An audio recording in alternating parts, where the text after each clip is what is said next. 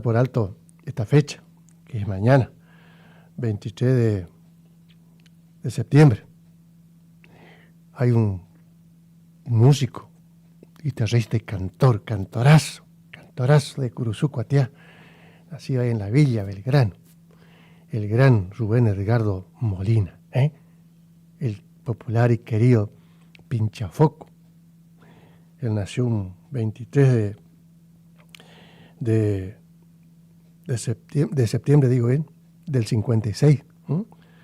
Así que 68 años estaría cumpliendo mañana el querido Pinchafoco.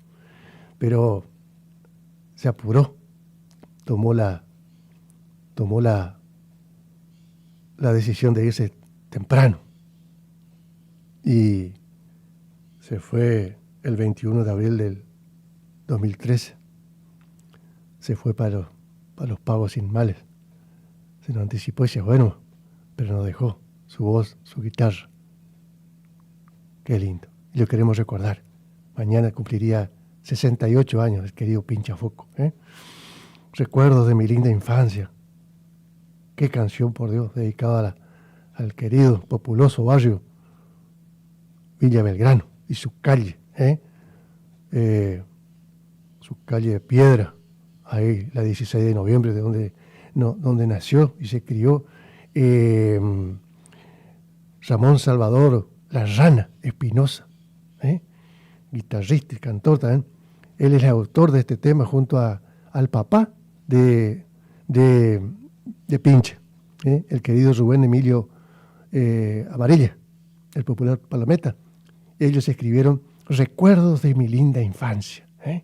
Se iba a llamar en principio mi barrio Belgrano, se iba a llamar. Y después le cambiaron, Recuerdos de mi linda infancia, y quedó lindo. La Rana Espinosa, Palometa Amarilla, los autores, los hermanos Estigarribia en el marco musical, y la guitarra y la voz de nuestro recordado de hoy. Y con esto nos despedimos de todos ustedes, si Dios lo permite, hasta el próximo domingo en que retornaremos con un programa similar.